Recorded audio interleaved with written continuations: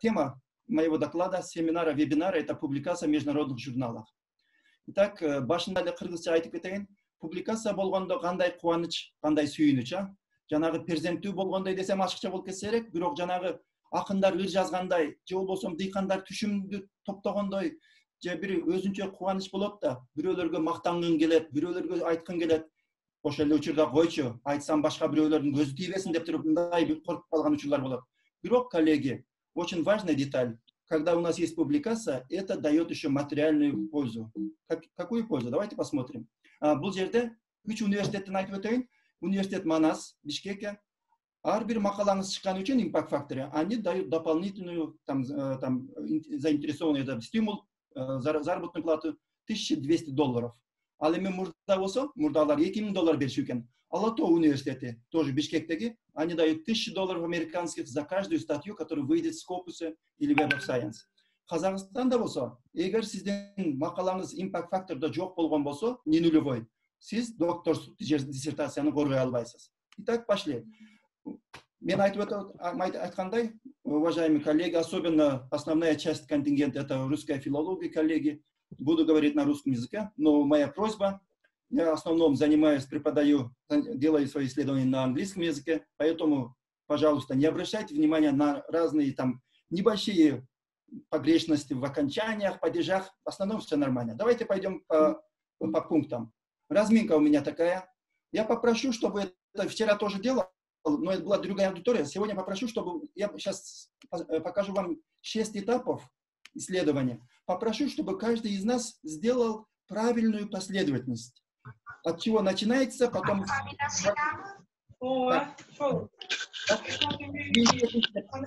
Ағай кечиресиз, презентацияңыз көрүнбөй атат. Так, көрүнбөй атабы? Анан азыранда өчүрүп коюңуздар. Так, эмичи? Эми көрүндү. Так, анда кеттик. Вот как раз 6 этапов исследования. Да, пожалуйста, поставьте правильные последовательности сами. 1, 2, 3, 4. Там, Венера Кватовна, остальных можете это заглушить, чтобы там шум не слышен был? Просто өзүңүздөр жазып алыңыздар, первый что болот, экинчи эмне болот деп.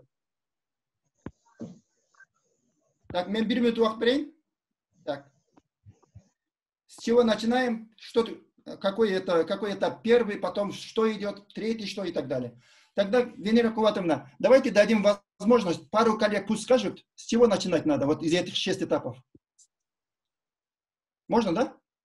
Давайте, есть волонтеры?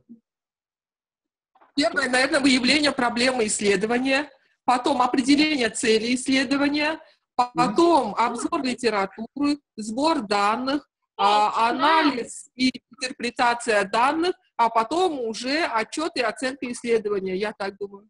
Отлично, отлично. Есть другое мнение. Я думаю, это очень хорошая последовательность, но я один этап поставил бы впереди другого этапа. Какой этап? Кто думает? Какой этап идет впереди другого этапа? Как раз очень хорошая была последовательность, но все равно я бы настоял, чтобы один этап пришел чуть пораньше. Определение цели исследований, да, наверное, первое? Нет. Выявление проблем. Можно, да? Выявление, обзор литературы исследования. Так, бирден айтыңыздар. Так, ага. Выявление проблем исследования. Так, андан кейін? Определение цели литературы. Обзор литературы кетишкерек. Давайте, обзор литературы. Вот как раз урматтуу кесиптештер, коллеги, вот посмотрите. Это предложение, которые методы исследования книги вот, советуют. Во-первых, мы определяем проблему очень правильно. Потом все-таки желательно проводить хороший обзор литературы. Для чего делается? Хороший обзор литературы делается, чтобы узнать, кто еще исследовал эту тему, какие есть там gaps, что еще осталось неисследованным. И потом определяем более узкую цель исследования и вопрос исследования, и потом собираем информацию, данные, и анализ делаем, и отчет. Вот как раз вот это последовательность. Но одну очень важную деталь я хочу здесь тоже остановиться на детали, что обзор литературы не заканчивается одним этапом. Обзор литературы мы проводим еще в конце, когда мы анализируем, сопоставляем с литературой, что мы нашли. Да? Таким образом, вот это просто была разминка. Давайте теперь пошли на тему исследований, то есть публикаций. Публикации, когда меня попросили вот, факультет русской филологии, я долго думал, потому что это очень такая важная тема, и надо это обсуждать и принимать такие кардинальные меры, потому что в Кыргызстане, вот там ранее меня правильно сказали, что правительство Кыргызстана, там постановление, как раз по постановлению правительства Кыргызстана от 2017 года, теперь будут присуждаться ученые степени, если там есть публикации в Scopus, в Web of Science и так далее. Это очень важный этап, потому что до этого такого не было, и мы могли публиковаться, там был пункт публиковаться за рубежом, но фактически публиковаться в Таджикистане или в Узбекистане тоже считался за рубежом. Итак, в наш обиход пришли новые слова. Scopus, Web of Science, RINS, Rating, Impact Factor, Thomson Reuters, Index Hirsch, ай башыбыз дорыттығы, ал эмне деп кейде адашып қалабыз. Scopus бұл журнал бы, Web of Science деген журнал бы деп адашып қалабыз да. Ошолор жөнүндө бүгүн бир аз түшүнүктүү кылып айтышка аракет кылабыз. Но эти как раз биздин эмебизге, биздин күндөлүк турмушубузга аралашып кеткен ушул терминдер. Плагиат маселеси. Вопрос плагиата тоже остро сейчас назревает, потому что это по всему миру, не только в Кыргызстане. Когда плагиат, это грубо говоря, воровство. Да? Кто-то берет материалы там грубо и там скачивает и включает свои исследования или диссертацию.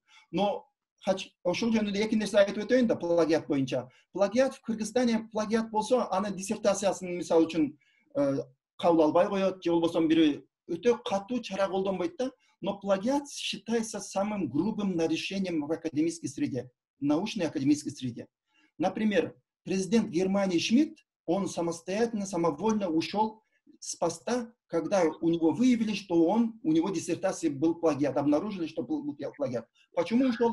Потому что он не хотел раскола, не хотел, чтобы разделились на тех, что плагиат можно, пусть будет президентом, а президенту не важно, или тех, которые говорили, нет, президент должен быть примером во всем. Такой же пример был, первый пример это Венгрия, да, был, второй пример Германии, это министр обороны Германии Карл Теодор Гутенберг, тоже самостоятельно, добровольно ушел с поста, потому что у него тоже выявили такое же нарушение. Но представьте себе, по советскому пространству пока біз алға барбайбыз, маалымат үчүн айтып там. Ну, в Кыргызстане очень важные там изменения происходят. Как раз ВАК ввел систему антиплагиата в 2011 году. Это системная экспертиза диссертаций, чтобы никто не крал, чтобы никто там не заимствовал, не брал без ссылок, без правильных ссылок, никто не брал другие работы.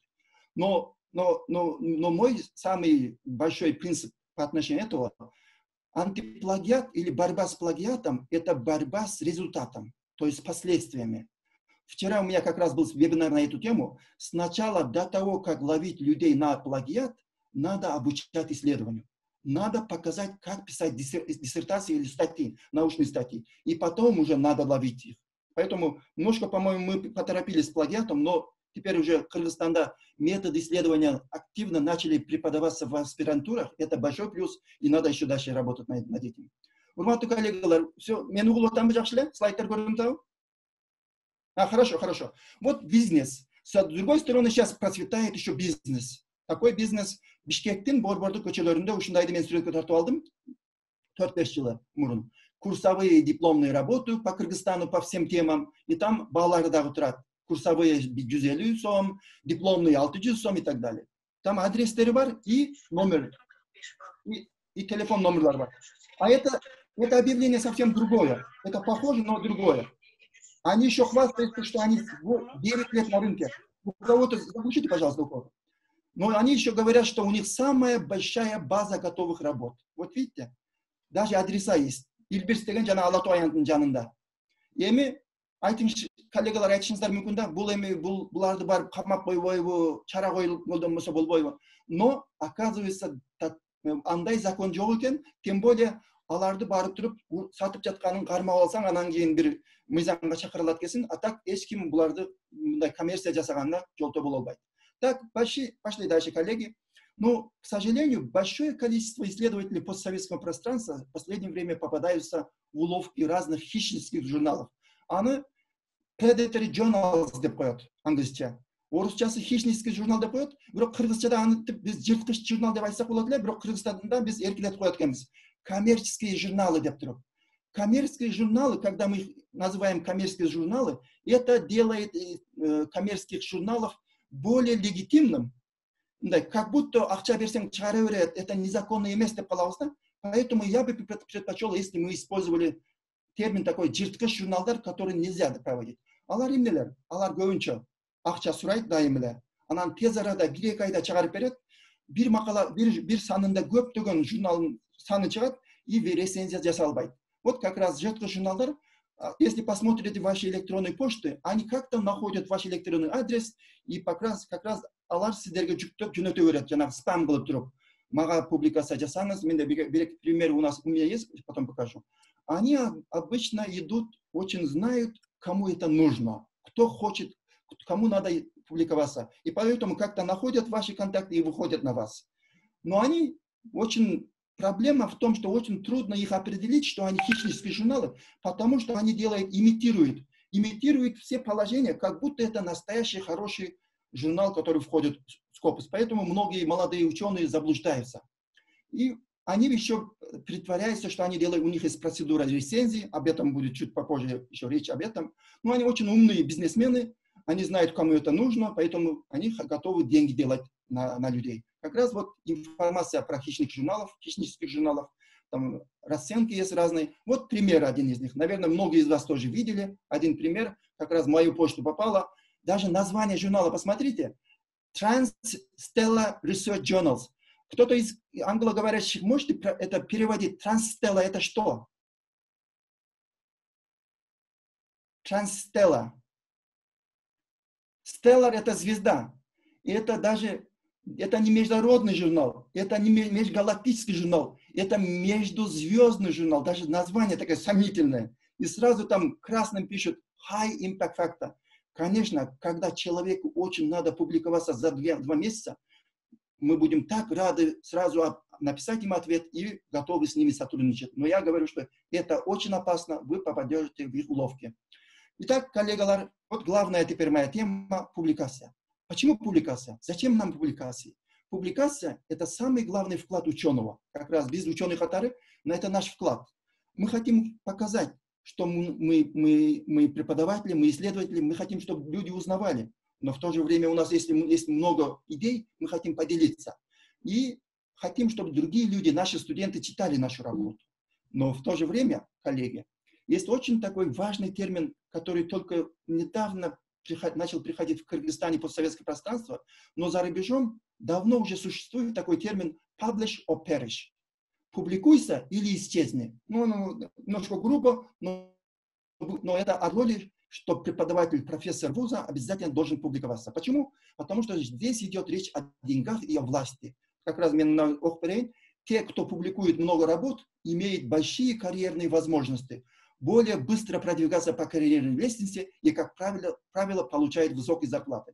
Мисал үшін, жұмышқа тапшырған болсаңыз, Канададағы университетке, сізден мақалаңыз 20 болса, ал эми атандашыңыздыкы 15 болса, сіз утуп кетишиңиз мүмкүн, потому что у вас 20 публикаций. Конечно, и поэтому надо публиковаться.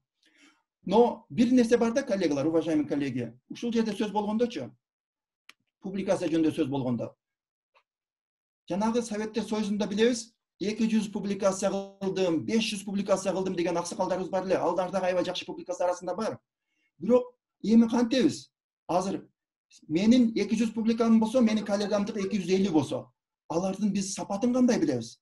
Экөөбүздүкүн кимиздикин макалабызды сапаттуураак, аны мындай 100 окумуштуу болсо, 100 адамдын бир пикири жок болот экен. 5 адам болсо, 5 адамда талаша беребиз. 2 адам болсо, 2 адамда талаша беребиз. Менин макалам күчтүүрөөк деп туруп. И поэтому в 60-е, 50-е годы так появилась иерархическая арена академических публикаций.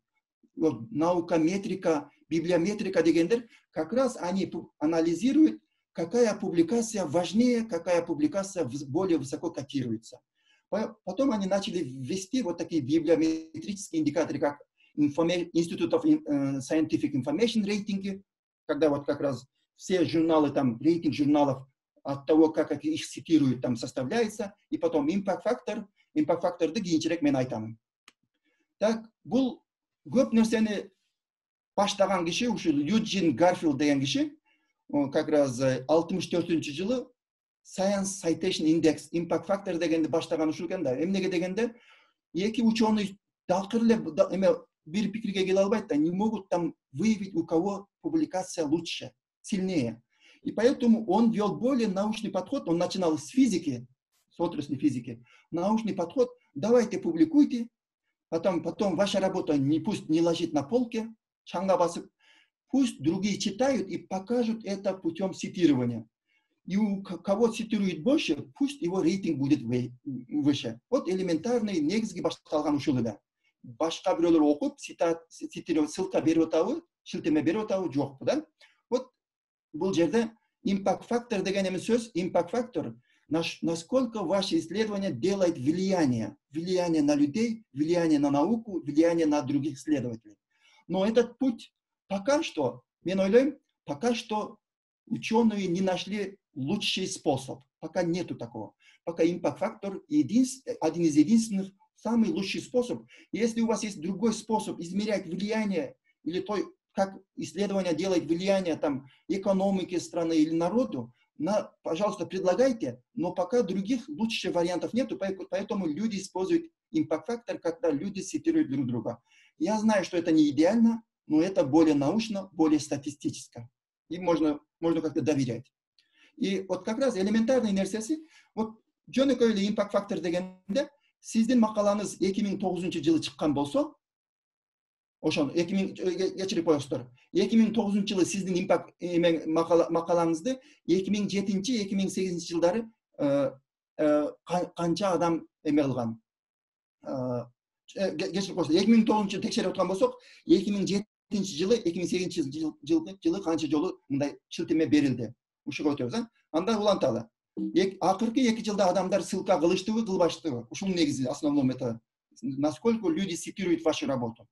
Зачем нужны такие меры измерения? Я чуть-чуть остановился на эту тему.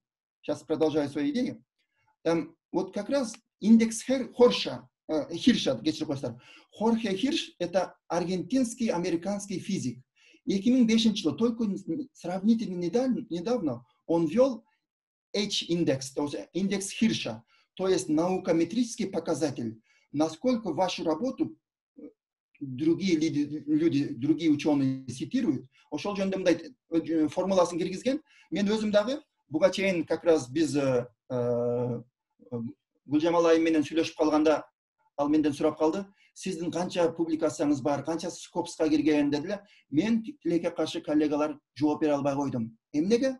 Себеби кече күнгө чейин өзүм текшербеген экен. Мен өзүмдүн индекс Хиршамды жана публикацияларымды билет элем, бир 20-30-40 бар эле. Бирок мага ал эсептөө шарт болгон эмес, эч ким сураган дагы эмес. Өзүм, себеби мен окуган университетте жылда 2-3 публикация жасап турабыз. Бирок ушунча публикация болуш керек, сөзсүз болуш керек деп туруп дегенде, бизде мындай эме болушу мүмкүн да, публикациянын аркасынан чуркап туруп, башка өтө маанилүү нерсе артта калып калышы мүмкүн. Ошондуктан бизде публикация керек, бирок ошол эле учурда өзүбүз коомго анан сабак берүүгө дагы таасир беришибиз керек. H-индекс 8 экен, бирок макалаларым өзүм карап көрдүм, көптөгөн макалаларым 20, 30, 15 жолу ушундай ссылка болунган экен. Анан бул жерден карап көрсөм, индекс Хирште дагы 8 экен, мен көрүп туруп сүйүндүм, эми ушул презентация кылгандан байланыштуу, ушуну билип алдым, эми сүйүнүп, башка бирөөлөр сураса дары айтып жүрөм. Бирок мен үчүн бул эң негизги критерий эмес. Урматтуу коллегалар, давайте продолжим. У меня еще есть, по-моему, бир топ слайдтарым бар, дагы бир 15 минут вактыңыздар берип койсоңуздар, анан кийин дискуссияны ачсак болот. Рейтинг научных публикаций. Бул жөнүндө я взял примеры одного филда, одной специализации, антропологии. Посмотрите на разные журналы. Как раз индекс, вот этот рейтинг журналов составлялся путем, насколько люди цитируют их работу. Как раз журнал, да, в общем. Первое, там, Annual Review of Anthropology, Culture Anthropology и так далее. Бары башталып кеткен. Но почему я показываю? Молодые наши ученые, аспиранты, когда вы начинаете, пожалуйста, не отправляйте в вашу статью самые топ-журналы, потому что будет чрезмерно трудно, почти невозможно там публиковаться, потому что там вот этот rejection rate, то есть журналдарды қабыл албай қойғаны почти 80%-ға чейин журналы там они отбрасывают тоже эме кылышат, қабыл албай коюшат не из-за того, что статья плохая, просто из-за того, что конкуренция слишком большая. Поэтому я предлагаю молодым ученым подумать где-то в середине, чтобы самим потом не расстраиваться, сразу получить негативный ответ. Итак, дальше пойдем. И потом вот Web of Science это самый уважаемый и узнаваемый информационный ресурс. Давайте алы. Ушул жөнүндө Thomson Reuters деген атайын коммерциялык уюм бунун ишин алып барат. Бул жөнүндө кийинчерээк маалымат беришке аракет кылабыз. Так, вот Web of Science'тын результаты Web of Science используют для оценки научной деятельности по разным отраслям. Например, университеттердин рейтингин жүргүзгөндө ар кандай уюмдар Web of Science'тын силердин ученыйлар канча макаласы бар экен деп туруп ошого эмеден жанагы университеттин алдыга жылышы жыл башында ошого байланыштуу болот. Ошон үчүн некоторые университеты специально пытаются раздувать свои результаты, лишь бы публиковаться, чтобы пойти вперед по ранжированию. Итак, пойдем вот как раз Web of Science. Они каждый год делают вот это соперничество. На топ-уровень выходит золотой стандарт, то есть самые высокоцитируемые журналы. Если там попадешь в этот список, этих журналов потом будут покупать хорошо, поэтому это в коммерческих интересах очень важно. Итак, коллегалар, мен кээ материалдарды өткөзүп жибере берейин. Вот принцип цитирования, то есть в текущую статью, материалы, на которые вы ссылаетесь, вы тоже, кого вы ссылку делаете, и потом, кто вашу работу ссылку делает. Это тоже очень важно. Если у вас очень хорошая статья, но никого не цитируете, и поэтому у вас тоже будет поменьше шансов там потом публиковаться, потому что вы должны показать, что вы вот в самых престижных журналах, статей в журналах читали и использовали в вашей работе. Потом, давайте, коллегалар, влияние публикации. Позитивное, позитивное влияние – это когда это продвигает вашу продуктивность. Вы не только преподаете, и вы начинаете, у вас очень много идей, много публикаций, это исследований, вы начинаете публиковаться. Потом у вас идет эта заинтересованность, продуктивность продвигается. Потом еще это достаточно открытая процедура. Вы пишете, никаких там знакомых, там вы отправляете, честно идет оценка, и рецензионная комиссия определяет вашу работу, и ваша работа публикуется. Но только из-за того, что у вас красивое имя, или, не знаю, вы работаете в хорошем университете, это не дает никому возможность, это поблажки на публикацию. Всем даются одинаковые возможности. И потом, когда у вас есть очень много публикаций, разные грантодатели будут искать вас, сказать, у него много публикаций, давай с ним будем контракты делать. И будут вас просить, чтобы вы проводили исследования за них. Поэтому публиковаться очень нужно, важно и обязательно надо. Но негативные стороны тоже есть. Негативная сторона была именно публикация, только некоторые отрасли науки даются преимущество, особенно технические науки, разные там, например, информационная технология, медицина, остальные науки, но меньше преимуществ дается. Потом еще Web of Science Scopus. Я не говорю, что на русском нельзя публиковаться. Можно на русском, сейчас появились журналы, но в основном приоритет дается англоязычным публикациям. Итак, еще терс жактары, негативная сторона, келеке каршы, журналдар, сиз публикация кылган журналдар өтө кымбат, аны жазылыш керек кымбат, ошого көпчүлүк кыргызстандыктар аны окуй албайт. Сиздин өзүңүз гана окушуңуз мүмкүн, башка кыргызстандыктар ал аңдысе болгон үчүн, анан журналга доступ жок болгон үчүн эч ким окуй албайт. Дагы бир маселе бар, урматтуу коллегалар. Self-citation кыла баштады көп окуучулар. Ошол эле батыштын окумуштуулары дагы self-citation кыла баштады. Буну эми ар кимдин өзүнүн абирине коюп коюш керек. Мындай эме жок экен да, правилада жок экен. Канча жолу өзүң шилтеме бересиң. Ссылка на свою работу. Как раз человек пишет статью и потом ссылается на свою работу. Но я как раз рецензировал одну работу, я был огорчен. Очень известный ученый из-за рубежа, не буду говорить, какая страна, он 18 раз цитировал свою работу, разные свои работы. Это о чем говорит? Это говорит о двух вещах, по крайней мере для меня. Во-первых, он не читает других работ или не уважает других работ. Или просто он не знаком и не пытался он читать других работ. Поэтому ошол өзүңүздүн, может быть, такой вопрос у вас, например, сколько раз можете вы сами цитировать, или сколько раз я цитирую себя. Мен көбүнчө өзүмдүн макаламда, кээде өзүмдүн мурдагы макаламды шилтеме берем, ашып барса 2 же 3 жолу. Анан көп болуп кетсе өзүм да уялып калам. Менин пикирим ушундай. Уважаемые коллеги, потом еще есть такой подход, как раз кто-то едет в конференцию, потом знакомится с коллегами, потом говорит, ты меня цитируешь, потом я тебя цитирую. Это как бы клуб получается, да? Это тоже, никто не говорит, что это нельзя, но это, если вы будете постоянно цитировать вашего друга, потом выявится это, поэтому это тоже не очень красиво. И потом, некоторые, я уже говорил, что некоторые отрасли больше цитируются, чем другие. Кыргызстанда айтып өтөйүн, мисалы үчүн, Кыргызстандагы Web of Science карасаңыздар, в основном публикации за эти годы были, как раз количество публикаций, но как отрасли караңыздар, это физика, геология, химия, это отрасли, которые наиболее цитируются. Люди там друг друга цитируют. Анан башка тармактар азыраак экен, көрдүңүздөрбү?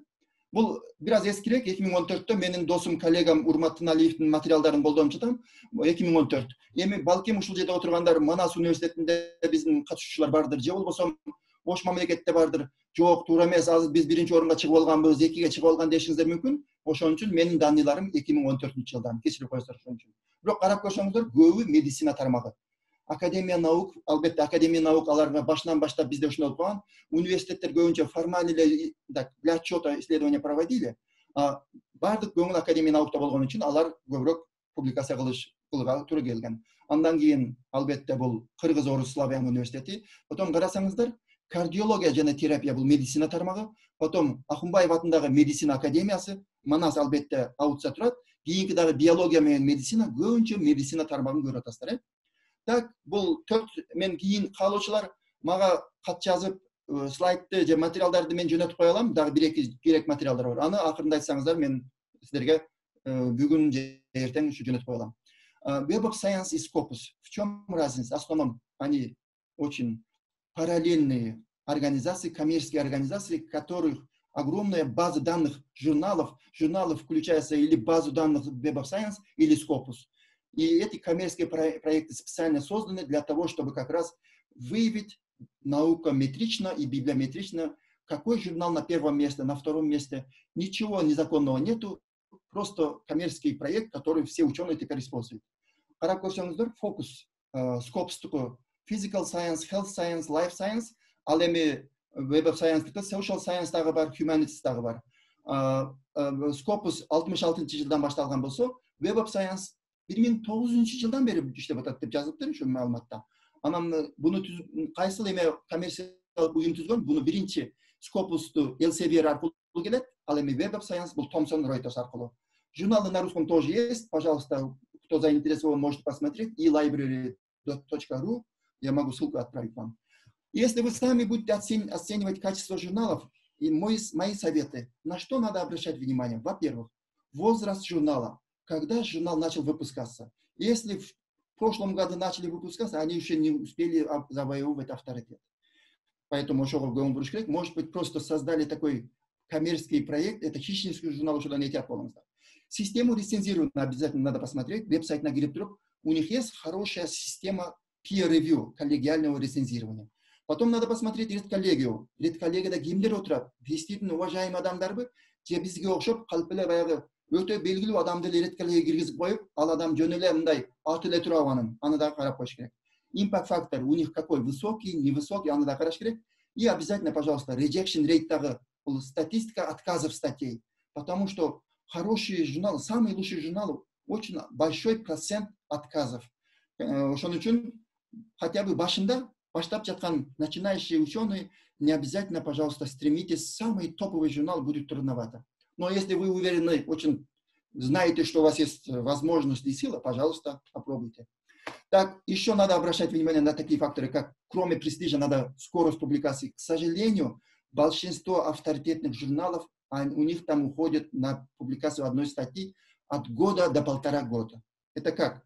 Манускрипты, с мақалаңыз жөнөтсөңүз, там редколлегия получает, потом определяет рецензентов, он отправляет, рецензенты читают, потом дают свои комментарии, редколлегия анализирует, отправляет вам, вы заново улучшаете вашу работу, и на все это уходит минимум год.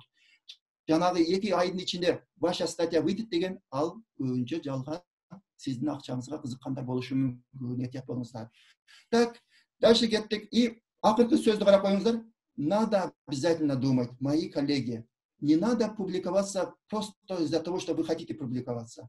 Надо думать, что у вас есть, которым вы можете поделиться. Сізде не қызық нәрсе бар, башқа ученыйларға қызыға тұрған темаңыз бар бы, жоқ бы, ошоны дағы ойлаш керек. Лишь бы публиковаться, многие журналы не будут принимать. Так, анда кеттік, где публиковаться?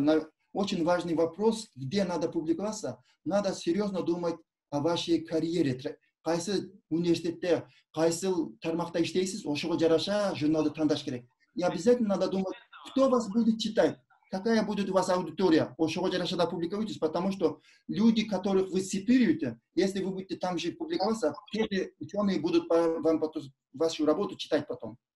И, конечно, такой важный момент будет, если очень печально, если вашу работу будут отклонять и отказывать. Это очень печально. Но с другой стороны, Кыргызстандағы оқшоп, вы отправили вашу статью, и вашу статью автоматически принимают, тоже вы должны поднимать вопрос, почему это происходит, потому что не бывает такого, чтобы автоматически кого-нибудь работу принимали хорошие и авторитетные журналы.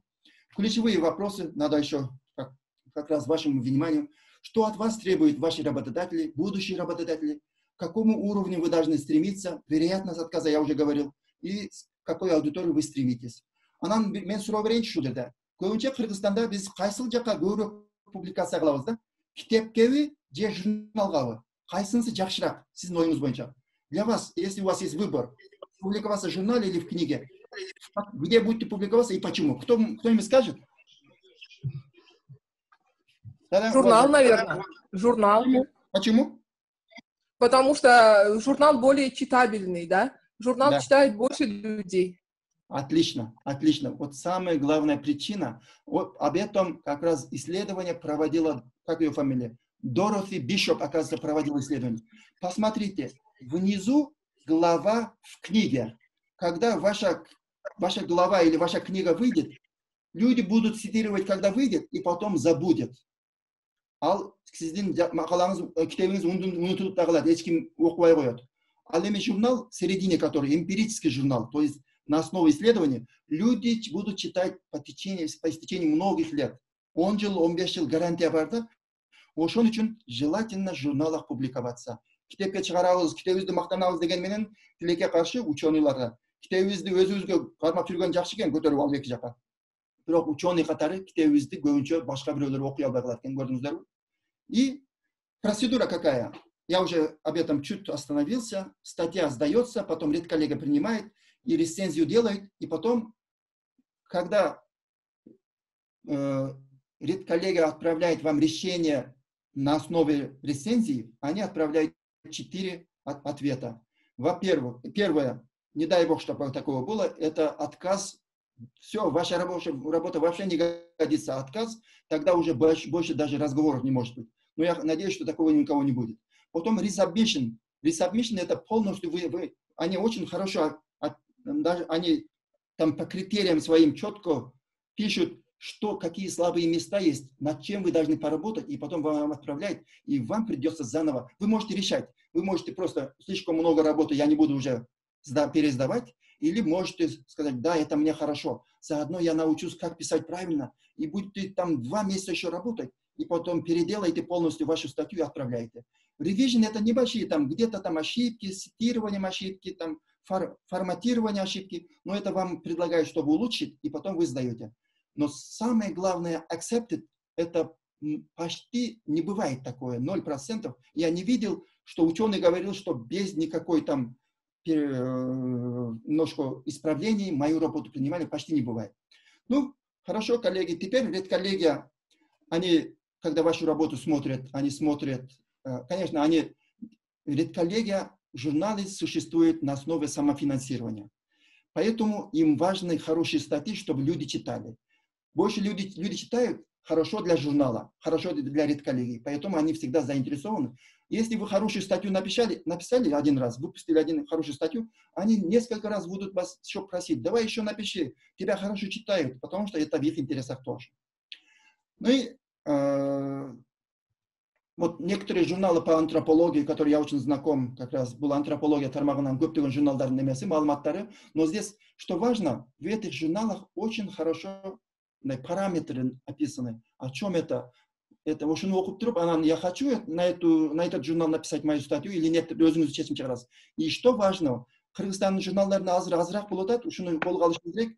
Четко прописаны критерии, на основе которого статью должны писаться и приниматься. Канча сөз болуш керек, эмне деген болуш керек, абстракт болуш керекпи, методология болуш керекпи, бардыгын четкий кылып жөнөтүп койсок, анан авторлор ошого жараша жазыш керек. Ушуну колго алышыбыз керек. Рецензирование смотрит на оригинальность, убедительность, насколько сильная методологическая часть. Ушундан биздин ученыйлар көп кыйналып калат да, зарубежге жөнөткөндө. Методологияны өтө слабый жазат, же жазбай коюшат дагы, анан кийин макаласы чыкпай калат. Ошон үчүн просто методологияны жазбай койгонуңуз, сомнение появляется, там комиссия будет думать, что рецензенты будут думать, что вы даже исследования не проводили. Методология, описание методологии дает им повод думать, что вы проводили исследование. Ошон үчүн четко надо прописать. И анда кеттик дальше. Мен кыскача исследование кылган убактым көп болуп кетти. Мен буну өткөзүп берейин, кийин эгер суроолор болсо кайра келем.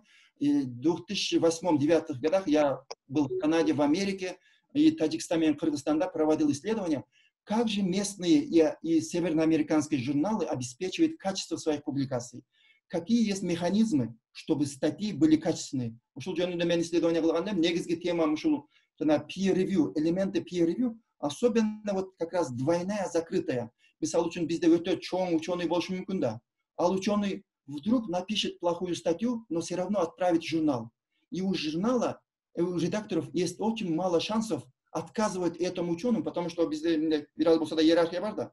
А это скрытая, двойная, закрытая рецензирование, закрытое рецензирование помогает редакторам обеспечить качество, сказать, что извините, это не я проверял, это комиссия проверяли, они это по скрытому, они даже не знали, кто вы, это их решение, да, өзүн коргой алат. Давайте дальше кете берели, мен буга көп токтолбой турайын анда. Бул Бишкектеги бир университетте, эки университетте бар экен, ишке кириптир, ушул peer review деген коллегиальное рецензирование. Бирөөсү Манас университетте, ал жерде жакшы мындай түшүнүктүү кылып туруп жазып коюптур. 15 күндүн ичинде течение рецензентке жөнөткөндө ушундай критериянын негизинде. Можете, пожалуйста, там оценить качество этой статьи по этим параметрам, 16 пункт жазган, ал жерде содержаниясы бар, максаты жакшы коюлганбы, проблема насколько хорошо, ясно изложена, или методология кандай түшүндүрүппү, жок ушул 16 пункт негизинде рецензент эме кылат, комментарий берет. И потом будут принимать или не принимать, ошол редколлега өзү чечет. Кстати, коллегалар, ошол эки университетти айтып өттүм. Ошол университеттерде журналдын сапаттары кыйла жакшы экен, но, к сожалению, большинство ученых, которые там публикуются, это иностранцы. В основном Түркиянын граждандары, же болбосо түрк улутундагы башка Германиянын граждандары. Эмнеге? Наверное, наши многие ученые думают, лучше время потерять на эти журналы, я лучше буду 3 статьи выпущу быстрее и там автоматически, наверное. Это бирок ушуну колго алышыбыз керек. Решение рецензента как раз. Можно опубликовать без доработок, можно опубликовать после доработок, не подлежит опубликованию. Это үч решение берет экен.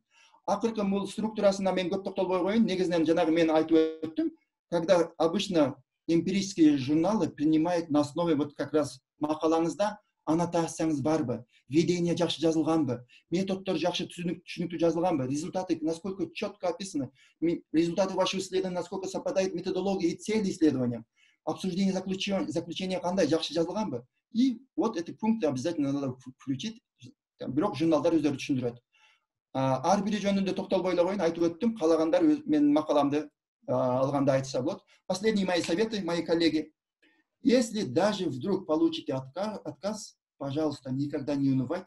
Первый раз, когда я отправил свою статью, сразу после моей магистерской диссертации, я отправил, хорошо не поработал, доработку хорошо не сделал, там мою статью прямо из диссертации отправил и получил жесткий отказ. мой совет, пожалуйста, не расстраивайтесь, не унывайте, продолжайте работать. Просто не повезло, но это должен быть стимулом для вас, чтобы вы еще много работали. Еще важный момент, надо уметь работать над комментариями. У нас обычно комментарии не пишут, и поэтому, когда кому-то комментарий пишешь, люди могут принимать это болезненно. Почему? Кто-то такой, почему так писать? Но комментарии надо посмотреть позитивно. И эти комментарии будут помогать мне улучшать мою статью. Почему? Потому что, когда мы пишем статью, мы пишем для себя. А когда комментарии получаем, мы научимся писать для других. Цель публикации – это писать для других, это не для себя. Да? Потом можно попросить друга, чтобы он прочел, дал комментарий. Можно презентацию делать на кафедре, вашу работу, чтобы коллеги ваши делали комментарии. Раньше при Союзе были такое хорошее там обсуждение на кафедре, научной статьи перед тем, как она выйдет. Подумайте над заглавием, чтобы интересное заглавие было, чтобы там редакторы или рецензенты сразу там зацепились, чтобы сказали они, очень интересное, даже название хорошее. И потом постарайтесь, чтобы ваш аргумент от начала до конца был ясным и привлекательным. Ресурстар бар, мен аны кейін қалушыларға жөнелтіп қоямын. Мен уақытыңызды көре қалып қойдым, урматтуу коллегалар. Мен презентациямның аяғына шықтым. Сұраулар болса, қолдан келишинче жооп беришке аракет кыламын.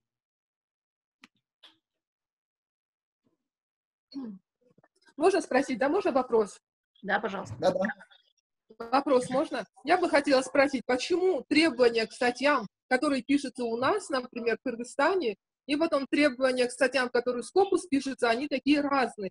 Например, аннотацию, например, мы пишем к любой статье, там 2-3 строчки, правильно? А если в Scopus пишешь, аннотация должна, именно это одна из самых важных частей, и там надо написать почти там изложить содержание статьи, основные ее, значит, как сказать, основные методы, там, как ты использовал. То есть это очень часть работы. У нас аннотации не придается никакого значения. Почему тогда у нас в стране мы не пишем вот, в журналы такие статьи, которые соответствовали бы тем требованиям? Отличный вопрос. И мое предложение, давайте будем такие требования у нас тоже создавать, чтобы наши ученые потом не затруднялись за рубежом. Почему это важно? Потому что, да, долго наука в Советском Союзе, мы с вами водились, сами там делали науку, космос летали, тоже важно. Но в последнее время из-за того, что наука становится глобальным процессом, чтобы наши ученые могли на одном языке науки разговаривать с учеными из Японии, Пакистана, как-то мы свои правила пока не можем навязывать. Но если в мире есть правила, почему бы нам не научиться, да, пока? Вот как раз такие общие возможности, и чтобы наших молодых ученых обязательно показать им, как за рубежом можно публиковаться, какие у них требования, и потом их обучать тому, чтобы они могли писать так, чтобы аргументы, методологию обязательно надо включать. У нас как-то считается, что методология не важно даже говорить. Когда я говорю, в моем исследовании 80% кыргызстанцев считают так, все должны верить. Но за рубежом человек скажет, с какой статьи я вам должен верить? Покажите вашу выборку, покажите, где вы проводили, покажите, когда вы проводили. Потом они будут верить. Просто из-за того, что я проводил, и потом очень большие заявления. И поэтому часто некоторые ученые просто делают очень большие рекомендации, которые даже не основываются на исследованиях. Это очень большая проблема, и статья это не принимает. Они скажут, на основе чего ты делаешь эти рекомендации? Покажи мне результаты, а результаты откуда ты нашел? Где ты проводил? Вот эти сеть обязательно надо. Это давайте вместе как-нибудь проработаем, чтобы вот эти было ясно, особенно молодому поколению, которые не должны отставать от всего, что происходит в мире. Спасибо большое. Рахмат сизге, аябай жакшы сурооңуз. Так, товарищи, можете задавать вопросы. Вдруг есть люди, которые потом подключились. Хочу сказать, если вдруг прервется, пока не прерывается, слава богу, то если прервется, надо будет просто еще раз зайти. То есть сейчас идет больше 40 минут, и это нормально, хорошо. Мой вопрос, Дюшенкул Алич. Да. Если стесняются, они могут еще в чате писать свои вопросы. Хорошо, хорошо. Мой вопрос, знаете, с чем связан? Я не знаю, вообще-то, можете ли вы ответить на него, но вот смотрите, вы говорите, что индекс Хирша, Хорхе Хирша, да, по цитированию, но вот гипотетически такая ситуация может быть, что ученый или его псевдонаучная статья, или он сам себя пиарит и так далее, да, и с этой целью его, в общем-то, да, цитируют. А у него тоже растет, правильно же? Да. В этом плане, ну, я не знаю, есть ли попытки как-то это отслеживать, да, позитивно или негативно его оценивают, и, может быть, вот какую-то правильную, да, корреляцию делать? Да, это обязательно делает, очень хороший вопрос, обязательно делают вот как раз при помощи, при просьбе там Министерства образования в Казахстане, Thomson Reuters или другие организации, они обязательно постоянно измеряют это, постоянно как раз весь список опубликованных работ, например, якобы Scopus или Web of Science, и даже вот этих лже-журналах, псевдожурналах, они потом весь список заново проверяют, какие статьи это настоящие, какие из них просто попались в журнале туда, хищнические журналы. Потом это человека разоблачает. Это еще плачевно, потому что человек столько денег потратил, он думал, что это хорошая статья, в журнале вышла, он защитился, и потом выявляется, и потом ему будет очень стыдно. Есть такие моменты тоже, к сожалению. И поэтому моя просьба, чтобы заранее знать, чтобы не попадались. Но еще другой момент есть. Некоторые ученые, особенно, не буду говорить в какой стране, один ученый, оказывается, за один год публикует 40 статей на Impact Factor. Это физически невозможно. Но, наверное, очень хороший, большой ученый, но, скорее всего, есть такая болезнь, это за рубежом это очень, очень плохо смотрится. Это когда большой ученый своих студентов, аспирантов, всех говорят, если у тебя публикация выйдет, меня поставь первым. Даже аспирант, давай вас поставлю первым, если ваше имя будет там первым, наша статья выйдет. Но он хорошо, если он, большой ученый, сделал свой вклад, он работал. Но если он просто из-за своих студентов делает себе имя, не очень красиво. Так. Саламатсыз багай, менде суроо бар эле. Чоң рахмат, презентацияны көрдүм, сонун ишиңизге ийгилик. Мен жана сиздин изилдөөңүзгө ссылка берген, көрсөткөн индекстерди, ошол эгер бизде Кыргызстанда окумуштуулар изилдеген ссылкаларды башка адам сурабай эле колдонушат да, бумажный вариантында, мисалы китепке басып чыгышат. Аны технология менен дагы мындай өлчөө мүмкүнчүлүгү жок да. А сизде ошол кимдер сизге ссылка бергенини толук көрүнөт экен. А негизи мисалы бизде китептерди басып чыкканда дагы китептин ичинде автор көптөгөн маалыматтарды алат, бирок акырында эч кайсы жерге ссылка бербейт да.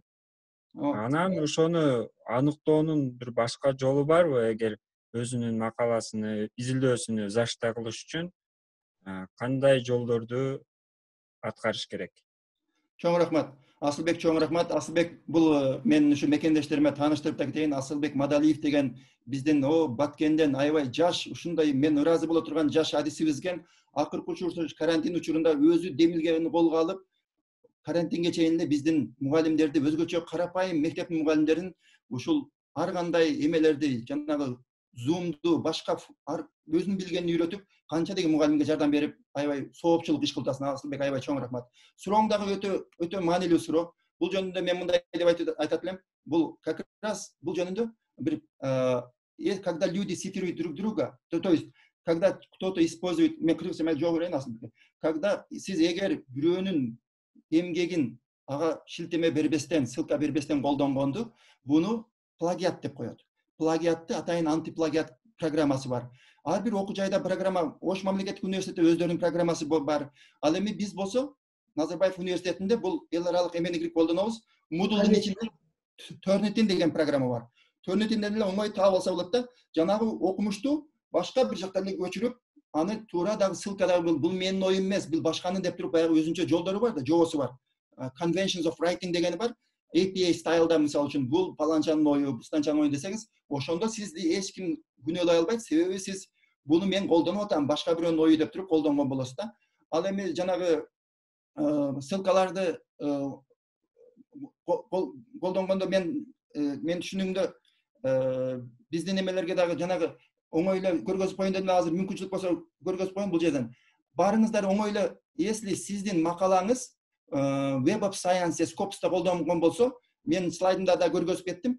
Сіз жаңағы емеге кіре аласыздар. Google Академияға. Асылбек, сіз білесіз бе Google Академияны? Google Scholar. Ооба.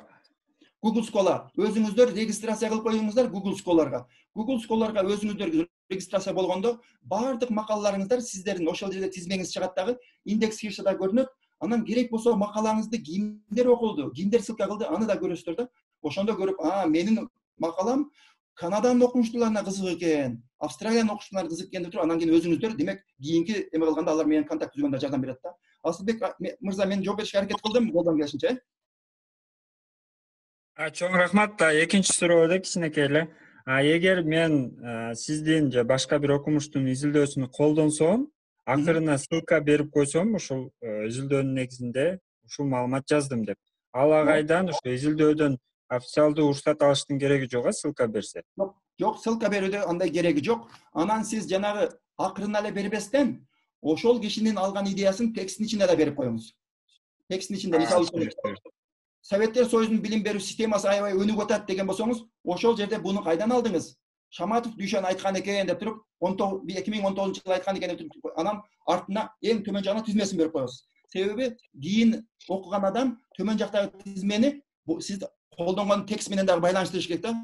Кайсыл жерден кайсыл адамга ссылка кылдыңыз, аны түшүнүктүү болуш керек. Рахмат чоң рахмат. Мелиңиз. Так, суроолор бар окшойт. Бул жерде бар экен. Турсунова Вероника, мен жооп бере берейин бе? Бирөө суроо бериптир. Мага жекече private суроо бериптир. Вероника Турсунова деген кыз. Здравствуйте, Душан Алиевич. Когда пишут автора для одного, двух, трех авторов, баллы дают разные, дейт. 1-2-3 автор болгондо баллы разные дают, дейт. 1-2-3 автор болгондо. Жок, баарына бирдей балл берилет, но как раз эмеде жанагы авторлар, когда пишут 2 или 3 автора, потом спор болушу мүмкүн. В Кыргызстане, чтобы не было споров, когда вы с коллегами пишете одну статью, тогда кимди биринчи коебуз? Айтыңыздарчы, 2 автор болсо, же 3 автор болсо, кто должен быть первым или вторым, третьим? Жазган адам. Кто больше вклад сделал? Хорошо. Пофамильно, по алфавиту. По алфавиту это очень опасно. По алфавиту. Да? Я не виноват, что моя фамилия Шаматов. Издеген адам изилдөөчү. Изилдөөчү, но если они оба делали одинаковый вклад, это тогда надо договориться вам. Желательно, если вы не знаете, кто больше делал вклад, желательно вы не одну статью, а 2 статьи сделайте. В одном вы будете главным автором, а втором ваш коллега, чтобы вы потом не поссорились. Потому что когда будут цитировать первого автора обычно. Уж он искал поемость. А был жерде Вероника Анджоуна, да, когда принимает на работу, иногда больше котируется, если, но когда вы работаете с другими коллегами, 2-3 человека, когда у вас есть статья, это очень хорошо. Вы покажете, что вы можете работать с другими коллегами. Но в науке вы должны еще показать, что вы самостоятельно сами тоже можете проводить это исследование и публикацию делать. И поэтому в некоторых вузах, хороших вузах за рубежом, если все ваши статьи это соавторство, они будут спрашивать, а что ты сам не можешь опубликовать? Поэтому ошон үчүн өзүңүз дагы публикация кылышыңыз керек. Так, дагы суроолор бар? Бул жерде дагы суроолор бар экен? Да. Сделаю это поправку. Знаете, вот 3-й год наши вузы Кыргызстана оценивает Национальное агентство аккредитации рейтинга, НААР. И вот они, когда тоже по всем параметрам оценивают, первому автору они дают 40 баллов, остальным 25. Я просто как поправку хочу сказать. Хорошо. Это аккредитация, макул жакшы экен, аккредитациялардын алардын өздөрүнүн эрежелери бар да. Бирок, эгер сиздин өзүңүздүн университетте иштеген коллегаларыңыз болсо, алар соавторство болсо, ай сен молодец, сен жакшы иштедиң, сен жаманраак иштедиң дебей, это в их совести болуп атпайбы? Аккредитация аларга как-то статистически керек. Макул дагы суроолор бар экен, бул жерде Адылбек Касымов агай суроосом окусам болобу, Казакстандын окумуштуулары Орусиянын таасиринен кантип чыгышты, тажрыйбасын кыскача айтып бересизби? Ал агай жок, Орусия менен тыгыз иштешет, наоборот, очень тесно работает с российскими учеными. Просто в последнее время казахстанские ученые еще тесно сотрудничают с зарубежным, особенно у них есть положение. Вузы работают тесно с топовыми университетами из рейтинга Times Higher 100. ошолор менен чогуу иштешет да. И ученые из этих зарубежных вузов привлекаются в казахстанские вузы. Так, кийинки Тотукан Диканбаева. Как повезло молодым аспирантам, что у них есть возможность получить. Рахмат, был комментарий ғана. Мақсат Орозов деген жигитибиз. Саламатсыз багай, мен ошмун аспирант болом. Сонун түшүндүрүп бердиңиз. Web of Science регистрация кылбай жатат. Ал үчүн организациянын логин паролун сурап жатат. Рахмат алдын ала. Мен ушул жөнүндө мен Мақсат Орозовго деген азаматыбызга мен жардам бере албайт экенмин, бирок билген адамдардан сурап туруп айтып беришке аракет кылам ушул жөнүндө. Бирок мен айткан Google Академияга регистрация бекер болот, ага оңой эле кирип аласыздар. Так, Бегайым Баева деген түйүндүү сөздөрү жөнүндө айтып бериңиз дейт. Түйүндүү сөздү мен өзүм түшүнбөй турам, ошону сиз вы сами объясните, потом я поговорю. Ключевые слова, ключевые. Ключевые слова. Хорошо. Уважаемые коллеги, ключевые слова очень важны. Иногда магистранты, докторанты, у них затруднения, когда они не могут точно ключевые слова определить, чтобы искать литературу. Ключевые слова нужны, когда вы пишете свою статью, и в то же время, когда вы делаете литературный обзор. Например, если ваша тема, скажем, реформа высшего образования в постсоветском Кыргызстане, вы должны четко найти, какое ключевое слово надо ввести, потому что если общий higher education, высшее образование, допустим, макала чыгат. Зачем вам столько макала, миллион макала, когда у вас нет читать в физическом времени?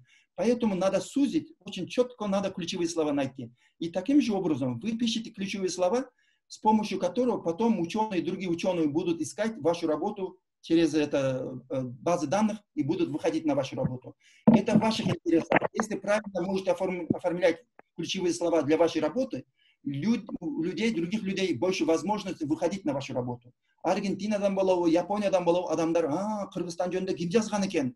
Ушул жогорку окуу жайлар жөнүндө ким жазган экен? ОРТ жөнүндө ким жазган экен деп сизди оңойдо таап алат. Так, дагы суроолор барбы? Бул жактан окуй берем, болбосо түзмө боло берет. Экөөнү аралаштыра берсек болот. Да. Мен аспирантурада окуйм, менде тымында учуу суроом бар эле.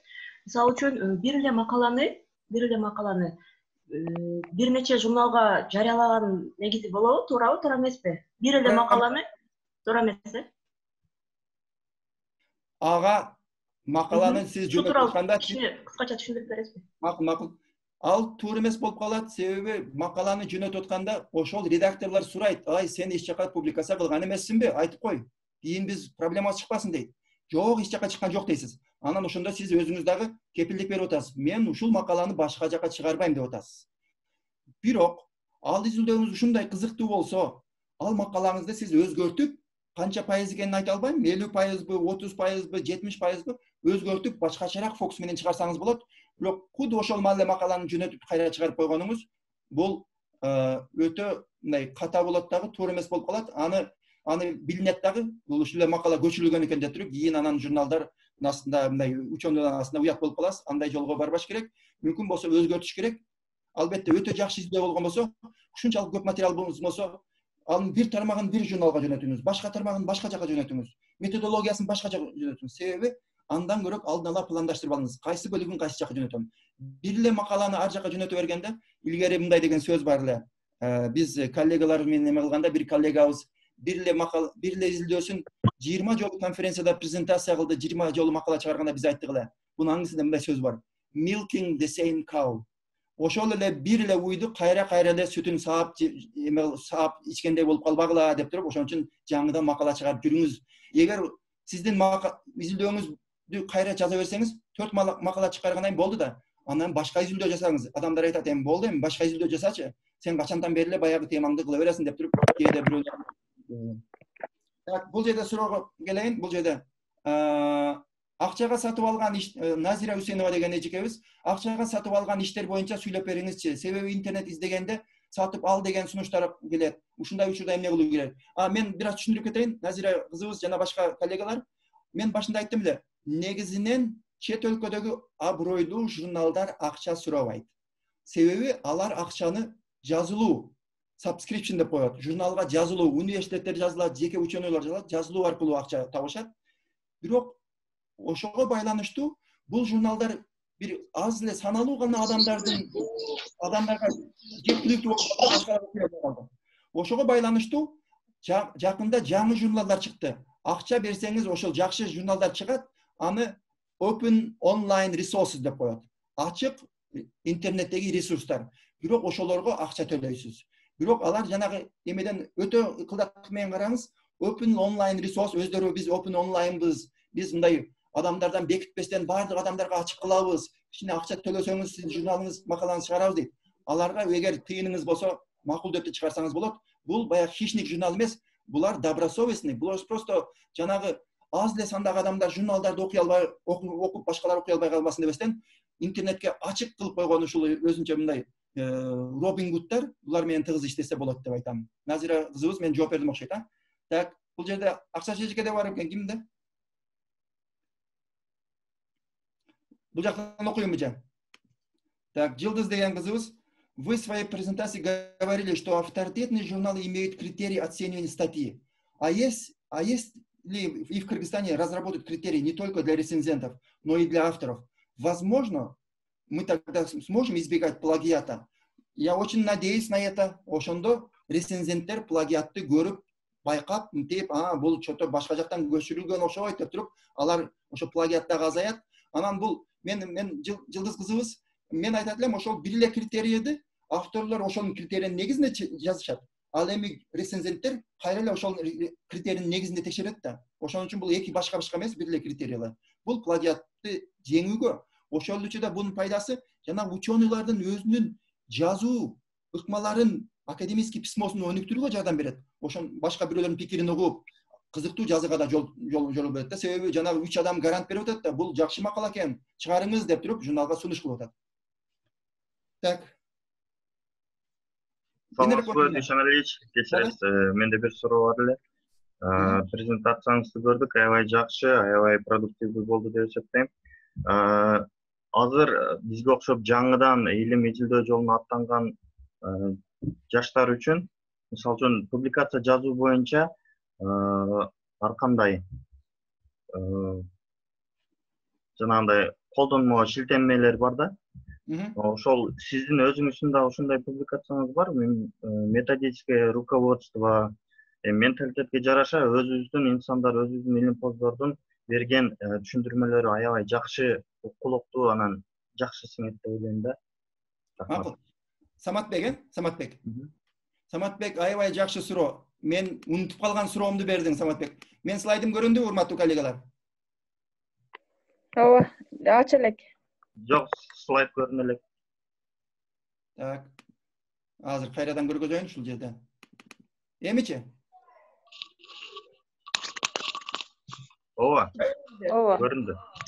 Ушул Саматбектин суроосу абдан жакшы болду. Мен өзүмдүн менен кошо эки ресурс бар. Ошол бирок англис тилинде публикация кантип жасаш керек, эмнеге көңүл буруш керек деген аябай сонун мындай методический куралдар бар. Алар англис тилинде жөнөтөм. Бирок Саматбек сизге жана каалагандарга кийинчерээк мен ушу төмөн жакка мен өзүмдүн электрондук почтамды жөнөтүп коем. Мынау мыкты китеп бар. Буну менин коллегам Казакстандык Кайрат Молдашев деген аябай мыкты жигит, чет өлкөдөн окуп келген. Ушул от идеи к публикации деген сонун эме орусча жазып чыкты. Методология исследования в социальных науках деген орус тилинде сонун пособие бар.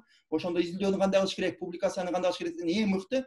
Буну башында Казакстанда жазганда кымбатыраак 8000 теңгеден алып сатып жүргөн. Себеби адамдар ушу чуркап жүрүп алышкан да. Бирок ал өзүнүн акчасын актаганга байланыштуу бул китепти азыр эми бекер кылып туруп электрондук версиясын коюп койду.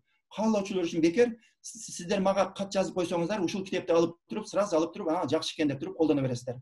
Мен Саматбек жооп бердим окшойт, а? Рахмат. Сизге бир суроо бар эле да. Макул. Мына илимий жетекчини аспиранттарга, магистранттарга же болбосо ушун илимий ишти жагын баштап аткандарга илимий жетекчини сөзсүз эле бекитиш керекпи? Чет өлкөнүн тажрыйбасы кандай? Казакстанда кандай болуп калды азыр? Мен Казакстандын бардыгын биле албайт экенмин, бирок Назарбаев университетинде жакшы билем. Бекитти дегенде кандай болот? Эми сиз бекитти дегенде экөөбүздүн түшүнүгүбүз башкача окуйт. Эмне деген процедураны айтасыз агай? Илимий жетекчи болуш керек.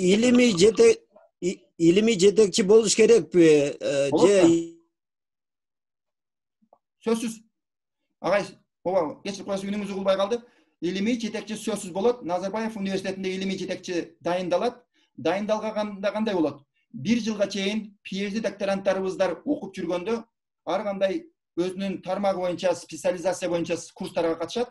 Анан метод исследования деген 3 курска катышат. Ошондон кийин 1-жыл аяктаганда өздөрү жана аннотациясын жазып, анан каалаган 3 профессордун атын жазышат.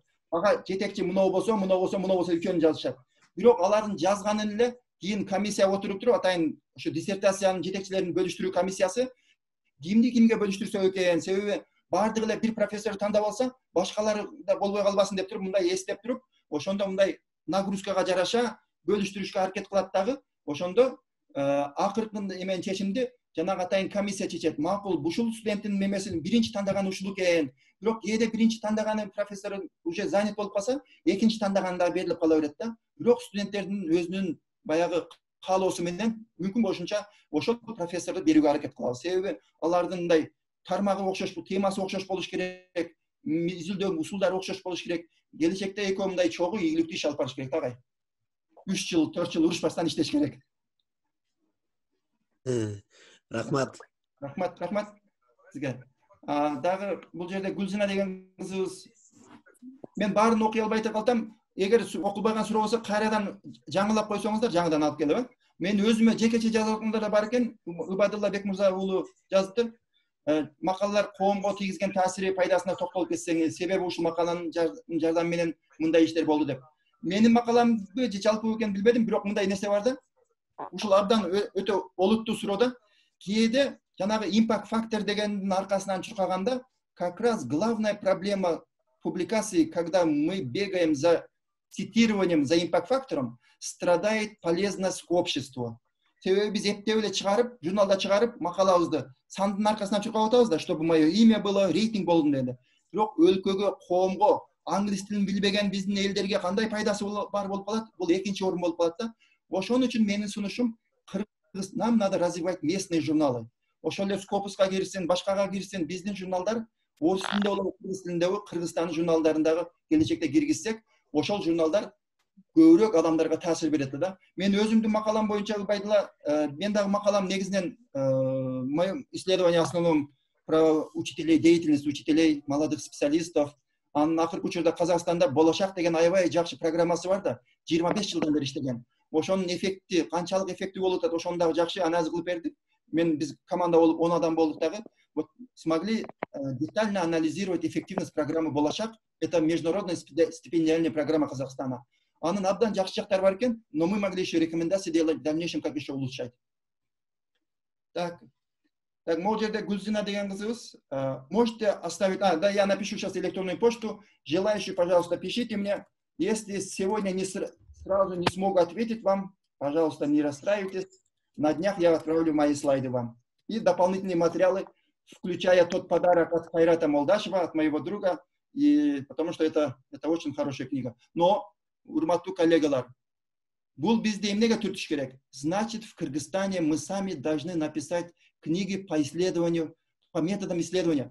Почти жок да, Советтер Союзунан келген гана китептер болуп калды. Эмне үчүн азыркы заманбап метод исследования китепти колдонуп, керек болсо аспирантурада окуткан эжекелер, агайлар, мен ушуну колдоноюнчу сабагымда, интервьюну моундай жүргүзүп өткөнбүз, литературный обзорду моундай жүргүзүп өткөнбүз деп ошол материалдарды колдонсок кандай жакшы болот.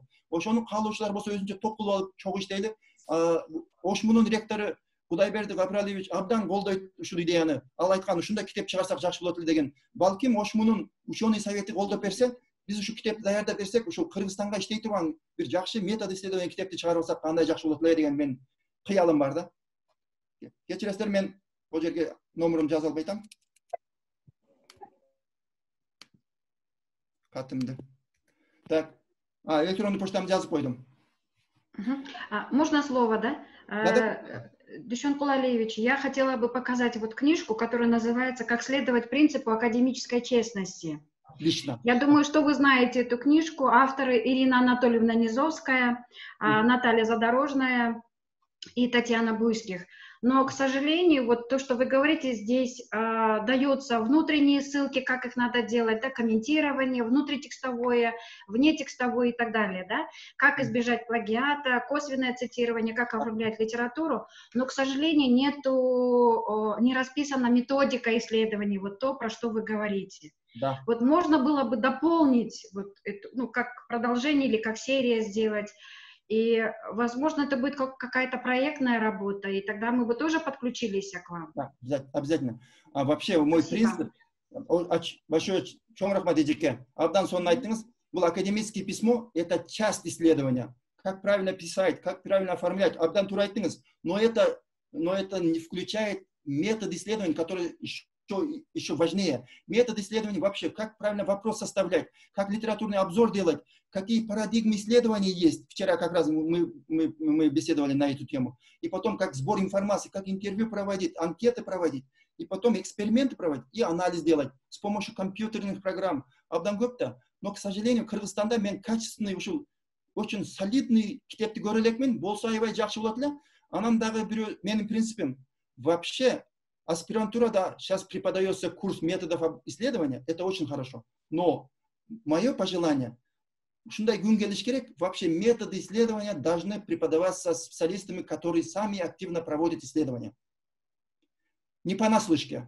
Интервью шундай болот экен деп эстем, сами проводят активно, и потом сами показывают своим студентам, как они проводят исследования. Ошондо студенттер, аспиранттар, ушундай болот экен деп туруп, они с удовольствием будут работать.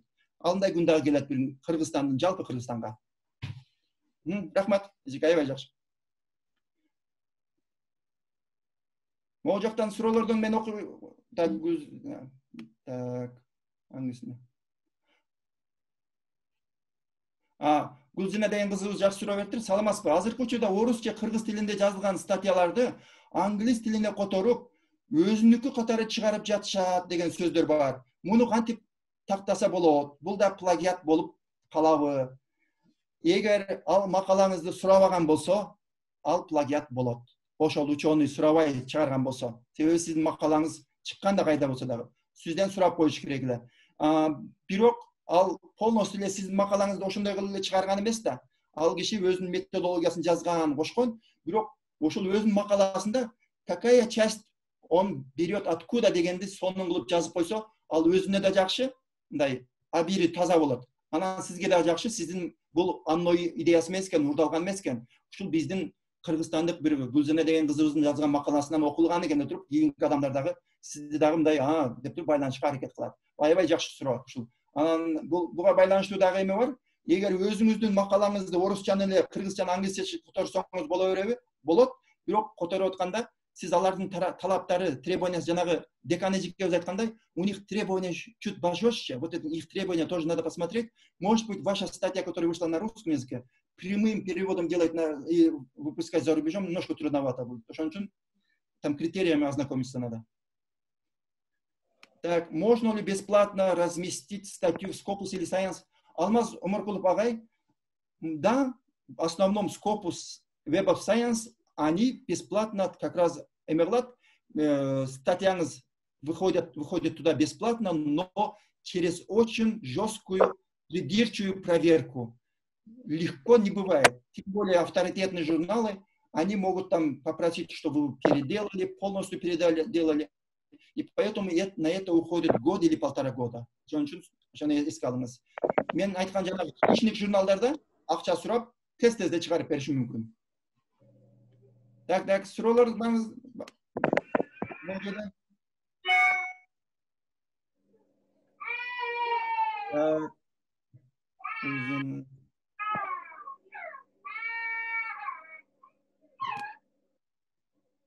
Так, бир-эки мактоолор бар экен, анда мен аларды окубай эле коеюн, эми. Азыр бул жакта жүрүп аябай мактаганды жакшы көрүп калыптыр деп билип калбаңыздар. Назиранын суроосуна жок. Жок, мактап деле кое беришиңиз керек, бар нерсени. Урматтуу Дүйсеналиевич, саламатсызбы? Мактап койгон нерсени деле айтып кое бериш керек, себеби ошол нерсе керек. Биз уксак кубанабыз, себеби бизге канча жолу вебинар семинарды буга чейин эле өткөзүп бергенсиз карантин жок эле. Ошон үчүн мен абдан ыраазы болом. Ошо мактаган 1-2 сөздөрдү окуп кое бериңиз. Бизге окшогон жазат чын дилден. Рахмат чоң. Макул эжеке. Ал жакта чатта жазылып турат, итагеле көрүнүп атат баарына эжеке. Суроолор болсо, комментарийлер болсо айттыңыздар. Эжеке чоң рахмат. Жылуу сөздөрүңүзгө. Ооба. Айта бер. Мен кече катышкан, кече суроо берген жок эле, бүгүн суроо берип калам да. Саламатсызбы агай, мен темам бата боюнча да, бата боюнча изилдөөлөр аябай аз экен да. Эми баягында салыштыруулар, батанын түрлөрү көп. Анан мындай илимий негизде изилдегендер материал аябай аз экен да. Мен карап чыктым, Бишкекке дагы барып. Анан ошону англис тилинен чет мамлекеттерде жазгандар бар экен. Ошолорду которуп ссылка кылып алсам болот да. Ошол боюнча. Сөзсүз болот. Ошол биздин проблемабыз. Биз Кыргызстандын, анан Россиянын деңгээлине чыкпай жүрө беребиз да. Англис тил көбүнчө кыйналып калабыз да. Бирок сиз англис тил билген болсоңуз, чет өлкөлүк батага окшогон ар кандай blessing деп коет да. Ошо каалоолорун айткан дүйнөнүн кыргыз тили эмес, башка бөлөлөрү деле бата берилет да. Ошолорду колдонсоңуз кандай сонун болот? Кайрадан сиздин илимиңиз, изилдөөңүз, илимий макалаңыз күчтүүрөөк болот да. Анан мен сизге бир адам сунуш кылайын. Элмира Көчүмкулова деген эжеке менен да таанышсыңыз барбы, Бегим айым? Жок.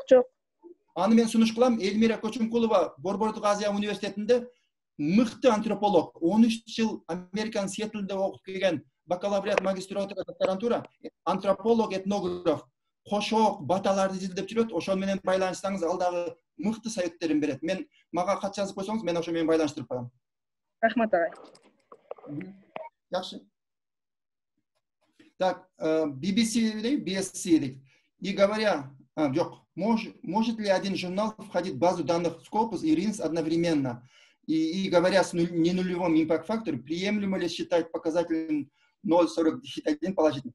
Экинчи сурооңуз ооба, 0дон бир аз эле жогору болсо, ошо нулевой боло берет. 0,001 боло берет. Ал эми биринчи сурооңузга мен тилекке каршы жакшы билбейт экенмин, особенно RINS'ти жакшы билбейт экенмин, RINS'ти. Ошон үчүн жооп бере албайт экенмин. Бул эки эле өзү Scopus менен Web of Science'га кирбейт, бирок Scopus менен RINS'ке кирип калышы мүмкүн. Ошого мен мындай бүгүн азыр болот же болбойт деп ката айтып койбойн. Ошого мен сиздин сурооңузга жооп бере албайт экенмин, кечирип коесуз. Так, Мейликан Нурматова деген эжекебиз, саламатсызбы агай, сизге чоң рахмат. Абдан жеткиликтүү, так сүйлөйт экенсиз. Сурма эжеке, мына Алла разы болсун дептир. Рахмат. Мейликан эжеке да рахмат. Кубанам. Макул. Адылбек агай абдан активдүү, мындай дайыма ушу жан дили менен берди, дагы суроо бериптир Адылбек агай. Мен жакшы көргөн агайым. Диссертациялык изилдөөгө канча публикация болуш керек деген чектөө же талапка кандай карайсыз? Мисалы Кыргызстанда 7 макала, экиси чет өлкөдөн болсун деген талап бар. Эми бул Кыргызстанда ушундай талап бар, Казакстанда дагы бар. Бирок Казакстанда Назарбаев университетине жок. Себеби биз жеке менчик автономдук университет болгондуктан биз докторанттарга талап койбодук публикация кыл дегенде. Себеби биз диссертацияны коргоону публикациядан башка карайбыз. Публикация жумушка орнотууга керек дейбиз. Албетте, биздин докторанттарда публикация болсо, биз мактап, молодец деп коебуз. Бирок публикациясы жок болсо, Назарбаев университетинин зачта кыла албайсың деп айта албайбыз. Себеби Канадада мен окуган жерде ошондой эле публикация менен диссертацияны коргоону биз эме кылбайбыз, байланыштырбайбыз. Ал эми Советтер Союзунун, мурдагы Советтер Союзунда Казакстан, Кыргызстанда буну киргени балким туурадыр, буну колдогон адамдар да көп эле. Балким жанагы азыркы учурда илимий изилдөөлөрдүн сапаты ушул эл аралык эме менен дагы мындай параметрлер менен дагы көрөлүчү деп туруп ушу аракет кылып аткандырбыз. Бирок келечекте эгер бардык диссертация, бардык биздин илимпоздордун изилдөөсү өтө мыкты болсо, ошол комиссиянын өзү гана чечим чыгарып, эч кандай талап коюп макаласы жок эле зачта кылчу күндөр келет деп ойлоймун. Мен айткан нерсем бардык эле чет өлкөдө андай эмес, Германияда бар дешти, талап бар экен. Бирок чет өлкөнүн өзүндө дагы бир өңкөй мындай эме система жок да. Бирок көпчүлүгүндө PhD докторантура зачта кылыш үчүн талаптары жок. Америкада, Канадада. Ошону айта алам. Рахмат. Рахмат, жакшы. Агай, саламатсызбы? Исмаилова Фатима, аспирант первого года, изилдөөбүздү эми жазып, баштаган үчүн у меня много очень вопросов. Агай, мына импакт фактор деп түшүндүрдүңүз го азыр? Бул как обобщенный показательге тутабы, в отличие от индекса Хирша? Или это эки разный показательби? Или бирөөнүн негизинен бирөө чыгып атабы? Индекс Хирштин негизинен анан импакт фактор эсептелип атат да. Импакт фактор. Насколько влияние вы делаете? Ол эми ошол импакт деген өз сөз влияние да. Ошол сөздү мен баягы айткандай башка адамдар окуп атабы, цитата кылып атабы, ошону гана импакт деп атабыз да, жанагы бир жигитибиз аябай жакшы суроо берди го. Impact factor дегенде влияние кылганда башка бирөө окутуп эле болобу же коомго кандай пайдасы тийип атабы? Ошон үчүн мен айтат элем да, Назарбаев университетинде көп талаштар болот да. Баягы impact factorго эле көңүл бурабыз дегенде биз айтабыз, жок, биз Казакстандабыз.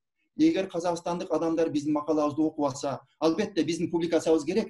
Бирок бардыгы эле биздин илимий изилдөөбүздү ошол публикация менен эсептебестен канча жолу биз жергиликтүү адамдарга барып конференцияларга сүйлөп берип атабыз жергиликтүү тилде. Же алар менен мынтип тажрыйба бөлүшүп атабыз. Ушуну дагы эске алып, биздин изилдөөбүз жергиликтүү адамдарга пайдасы тийбесе, анда биз жанагы өзүнчө болгон коммерческий чоң проекттин туткуну болуп калабыз дагы. Только бизнес болуп калат, исследование бизнес. Кыргызстанга, Казакстанга пайдасы тийбей эле биз өзүбүздүн алтыбызды чыгарыш үчүн, ошол бирөөлөрдү байытыш үчүн, ошол бир изилдөө, публикация деген чоң оюндун гана бир туткуну болуп калабыз да. Ошон үчүн мен ар бир университет өзүнчө тыянак чыгарып, өтө кылдаттык менен мамиле кылса да ошого. Жакшы, Жамила Асанбекова эжекебиз. Да, Дүйшөн агай, мен айтып коеюн. Саламатсыңарбы? Саламатсызбы, Дүйшөн агай? Мейли, Рахмат сизге, абдан жакшы. Мен быйыл Кудайдын буйругу менен кышкы мектепке Кера 2019 барып катышып келип, абдан чоң өзүмө мол тажрыйба алдым. Себеби азыр мына уже 4 ай, 5 ай болду, бир статьямды бүтүрө албай атам да. Ошол жерден үйрөнүп келген талаптар боюнча өзүң өтө самокритичный болуп калат экенсиң. Мен сунушум, азыр Гүлжамал эжеке ушул жерде биздин эме аспирантура жана илим бөлүмүнүн начальниги. Ушул курсту, сиздер үйрөткөн курсту, мисалы, биз 5 күн окудук, бирок ошону 1 жыл бою биздин ошол бакалавр системасына киргизип койсо, как курс катары, как вузовский компонент катары киргизип койсо, абдан чоң мындай сиз салым кошкон болосуз. Анан кийин биздин изилдөөчүлөр үчүн дагы өтө чоң мындай жардам болуп калат эле. Рахмат агай сизге. Абдан жакшы. Чоң рахмат. Быйыл деп адашып калдыңыз, былтыр эле уже декабрь болуп калды, декабрда былтыр. Да, 2019 агай. Аябай жакшы. Ушул Жамила кызыбыз аябай оштон ушу университеттин жетекчиликтери колдоп, өзү чыгынып барып, анда биз да тандап алдык. Казакстандын ар жеринен университеттен 25 адам тандадык. Ал адамдар биз тандаган биздин угуучуларыбыз, алар өздөрү эмне үчүн курска катышат, ушул курстан эмне пайда көрөт дегенден бизге ушул Жамила кызыбыздын жазган эмеси аябай жакты да, өзүнүн обоснованиясычы. Ошонун негизинде тандалып калды. Биз дагы жөндөн Кокуснали Астананы көрүп келем дегендерди эмес, атайын бир пайдалуу бир нерсе үйрөнүп келем дегендерди тандадык да. Бирок аябай туура нерсе айттыңыз. 5 күндө эч нерсени мындай чокусун гана, кичинекей гана биз чокуп өттүк да. Изилдөө дегенди биз жанатан бери айттым, 1 жыл, 2 жыл окуп үйрөнүш керек. Ар кандай количественный метод, качественный метод, парадигма исследования, философия исследования, литературный обзор, жанагы ар бир количественный, качественный метод өзүнчө кетет да бардыгы. Аларды үйрөтүп, анан диссертация жазганды үйрөтүп, анан талаптарды коебуз да.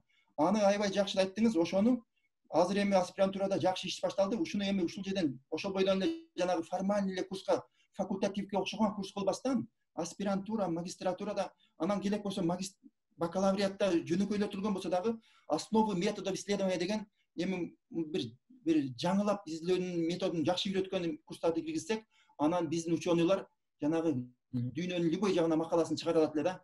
Кыйналбайт эле жанагы методологиясын кантип жазам, ал выборка деген эмне деген деп өздөрү билип, сонун кылып жазып калат эле. Ошону эгер ушул жакшы сиздерге окшогон мындай адистер болсо, чогуу иштешип, мындай конференция форум кылып, ушуну алдыга жылдыралычы. Мен ойлойм, ушу ОШМУнун жетекчилиги аябай ушундай нерселерди колдошот, эме кылышат. Алар дагы мындай бизге мындай платформа түзүп берсе, ушул нерсени бир алдыга жылдырышка аракет кылалы. Саламатсызбы агай? Ушул вебинар сакталабы? Өтө көп жакшы туура маалыматтар берилди. Кайрадан көрүүгө мүмкүнчүлүк. Асылбек, бул вебинар сакталып атат. Бул вебинар, бирок вебинардын кожоюну Орус филология кафедрасы факультети, ошонун ичинде Венера Кубатовна деген эжекебиз. Ал бөлүшүп, эгер кааласа мындай ачык доступка койсок аябай жакшы болот эле. Ал эжекебиз макул болор. Анан ошол Асылбек өзүңүздөр дагы эгер макул болсо, эгер YouTube'га башка жака коюшка жардам берсеңиздер, албетте ал жерде дагы мындай мен айткан нерселердин кээ бирлери туура эмес болгон нерселерди башкалар дагы айтсын. Баарын эле мен билем деген эмес, мындай талаш тартыштуу анан кийин жаралат да. Чоң рахмат.